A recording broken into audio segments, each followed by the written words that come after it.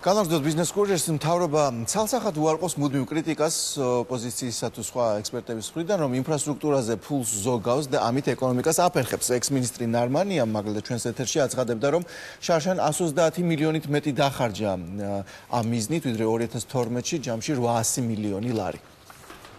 გეგმა თავდაპირველად განსაზღვრული იყო 901 მილიონი ლარი, თუმცა წლის განმავლობაში დაგვემატა თითქმის 100 მილიონ ლარზე მეტი, ამიტომაც 1 მილიარდს გაცდა ჩვენი სამინისტროს ბიუჯეტი 12 თვის მაჩვენებლებით, ანუ ეს არის დაზუსტებული 12 თვის შესრულება, ჩვენ 800 მილიონ ლარამდე ღირებულების სამუშაოები შევასრულეთ. 12 თვის მაჩვენებლებით ჩვენ 130 მილიონი ლარით მეტი ღირებულების სამუშაოები ჰქონდა შესრულებული, ვიდრე ეს იყო 2012 წელს.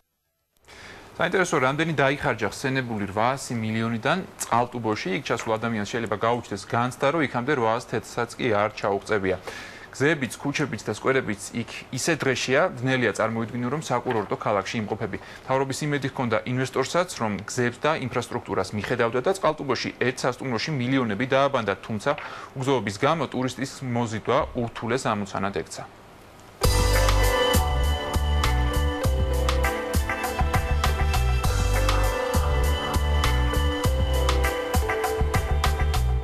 ძალიან ჭირს ამ გზებზე სიარული, აი კი ხედავთ როგორ ვიწევს ჯანჯღარით სიარული აქეთ იქიდან. ხა ეს ადგილობრივებისთვისაც პრობლემაა, ყველასთვის პრობლემაა და მით უმეტეს ეხა დაალაგებული ქვეყნიდან და კარგი ქვეყნიდან სადაც ესეთი პრობლემები არ არის, ადამიანი რო ჩამოვა და ეს დახვდება, როგორი სიტუაცია უნდა იყოს რა.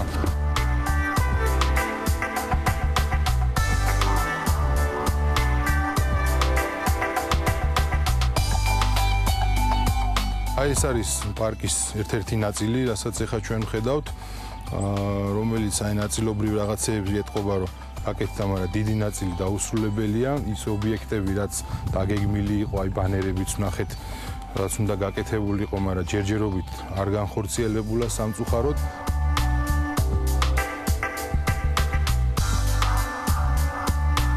ეს არის სასტუმრო, ჩვენი სასტუმრო წყალტუბო პლაზა, რომელიც სულ ეხლა ხანს გაიხსნა, ამდენიმე წელია მიმდინარეობს ეს პროექტი და დაჯდა დაახლოებით 12 მილიონი.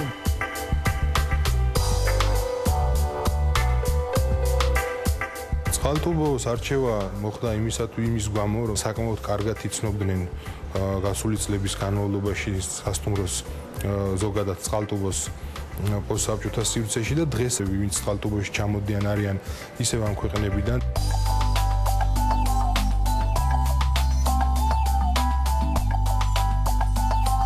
ქონდა ინფორმაცია, რომ არც თუ ისე ადვილი იქნებოდა კვალიფიციური კადრების მოძიება და პრინციპში მზად ვიყავით იმისათვის, რომ მოგვიწევდა დიდი ძალისხმევის და დიდი ენერგიის გაღება ამ ყველაფრისათვის.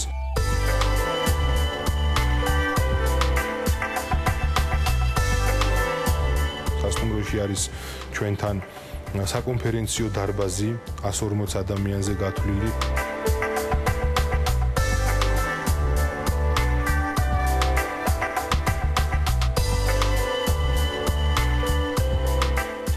სასტუმროს აქვს ასევე შიდა ეზო, სამჯერადი კვებისათვის კვების ბლოკი, რესტორანი, რომელსაც ვეძახით, ასევე ტრენაჟორების დარბაზი, საუნა და ასევე იქნება მასაჟის კაბინეტი.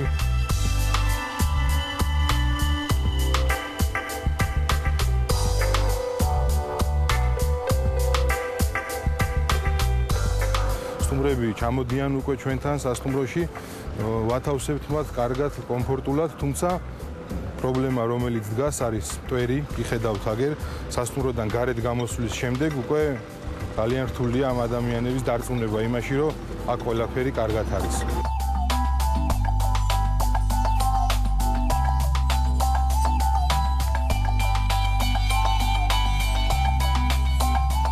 ეს არის ჩვენი ტერიტორია, სადაც სამომავლოდ არის გეგმა, რომ გაკეთდეს ახალი კორპუსი, ასევე ეს არის რესტორნის შენობა, ეს კიდევ ერთი დამატებითი ობიექტია ჩვენთვის.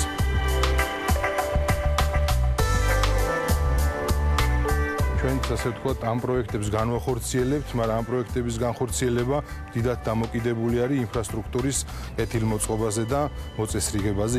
ეს ყველაფერი გაამართლებს იმ ჩადებულ ინვესტიციებს, რაც აქამდე არის გაკეთებული და ჩადებული და ასევე კიდევ მას იზავს სტიმულს გაუჩენს სხვა ადამიანებს, სხვა ინვესტორებს.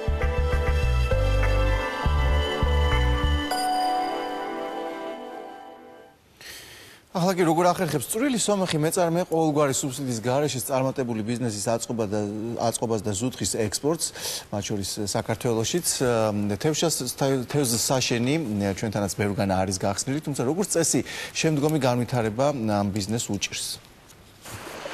აქ ყველაზე გამოუცდელ მეთევზესაც წარმატება გარანტირებული აქვს. ბადეში თევზი ყოველთვის გაებმება, თანაც არც მეტი, არც ნაკლები ზუთხი. ეს სომხეთში ერთ-ერთი უმსხვილესი თევზსაშენია, სადაც ამ ძვირადღირებულ თევზს 10 წელზე მეტია აწარმოებენ. წითელ წიგნში შეტანილი ეს სახეობა ხელოვნურ გარემოში კარგად იზრდება, რასაც ხელს ბუნებრივი პირობებიც უწყობს. ზუთხის ისეთი ფორმით წარმოება, როგორც ეს სომხეთშია, ყველგან ვერ ხერხდება. პირველ რიგში მნიშვნელოვანია წყლის ტემპერატურა. ის აუცილებლად თბილი უნდა იყოს, 18 გრადუსიდან ზევით. 22 გრადუსი ყველაზე ოპტიმალურია. ასევე მნიშვნელოვანია ჟანგბადის შემცველობა წყალში. წყალი კი არარატის ზეგანზე ჯერჯერობით საკმარისია. რეზერვუარები საკუთარი ჭაბურღილებიდან მარაგდება და თევზიც გამდინარე წყალში თავს კარგად გრძნობს. თუმცა ჭაბურღილების დიდმა რაოდენობამ მიმდებარე ტერიტორიების გაუწყლოება გამოიწვია, ამიტომ მათზე კონტროლი გამკაცრებულია. სარეალიზაციო ძირითადად 4-5 კილოგრამიანი თევზი გადის. უფრო დიდი ზომის ზუთხი კი სპეცშეკვეთის კატეგორიას განეკუთვნება. 1 კილოგრამის სარეალიზაციო ფასი ადგილზე $6. ექსპორტს ძირითადად რუსეთში ვეწევით. ჩვენი მთლიანი წარმატების 80% სწორედ რუსეთში გადის. საქართველოშიც იყიდება, თუმცა რუსეთის მასშტაბთან შედარება, რა თქმა უნდა, შეუძლებელია. იმედი გვაქვს, რომ დროთა განმავლობაში ამ მოცულობას გავზრდით. მეურნეობაში მალე სევანური იშხანის წარმოებასაც აპირებენ. ლიფსიტები, რომლებსაც ორიოდე თვეში ღია რეზერვუარებში გადაიყვანენ, ადგილზე თევზსაშენის ინკუბატორში გამოყავთ. და დღეს სულ ეს იყო ბიზნეს კურიერი ამ კვირაში ამით ასრულებს თქვენთვის მუშაობას მომავალ შაბათამდე გემშვიდობებით. ასე გავუჩნდეთ გვეწვიეთ Facebook-ზე, გაგვიზიარეთ თქვენი აზრი თქვენთვის საინტერესო თემებზე. ეს ჩვენთვის მნიშვნელოვანია. ნახვამდის.